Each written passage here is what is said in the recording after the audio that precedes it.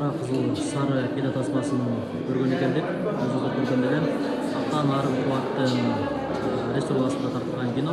Бирок кинонун автору деп мына ушул эжеке эсептелинет. Киноңуздун бет ачары кут болсун. Кандай сезимдериңиз болуп атат? Бүгүн Баткен Мен кубанып турам. Бул ошол баткендиктер жөнүндө тартылган, баткендиктер өзү ойногон ошол биринчи кино да, кыргыз киносунун тарыхында ушундай бир ажайып кино жаралып. Баткендик жазуучу жазган, баткендик актер, актрисалар ойногон, жөнөкөй карапайым эл ойногон, Баткен жеринде тартылган ушундай бир жакшынакай фильм. Буюрса ушуну көрөбүз, чоң азыр көргөн экенбиз. Режиссерубуз режиссердун кылат да карасаңыздар, операторлорго кандай тартиштеп үйрөтүп атат.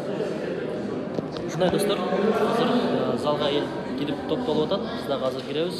Буюрса жетекчилер келди, чоңдор келди. Алар келгенден кийин башталат. Эң эле өзгөчөлүгү бул ошол биз тарткан жерде таяк, таш, сол моментдеги элдер түшүп берди да.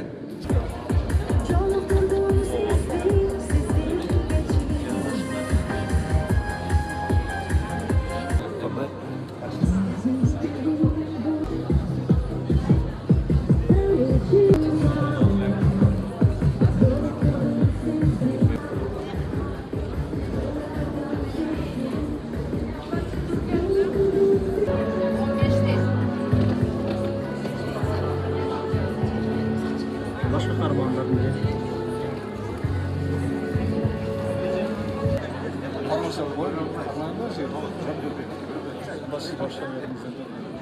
Андан кийин биз чыгып ошол бияге келген группанын мүчөлөрү менен анан кийин бул баткендик актерлор менен тааныштырайын.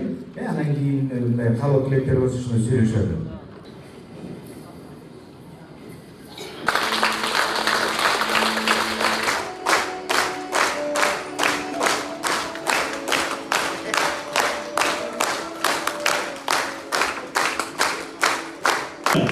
Kırgız el adına Yazıcılar Sayısı'nın müçesi Özüzün Batkendік таланттуу эженибиздин бири Көпчүгүл Шайдуллаева эженибизди чакырабыз.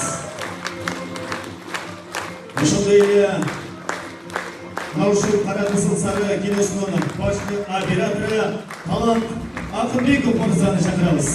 Атындагы сыйлыктын ээси Абазена Батырбек Баткен облустук музыкалык драма театрынын актриса Ыршаева Айгүл Мусурмакулова. Биринчиден Республикасынын эл артисти Актан Арым.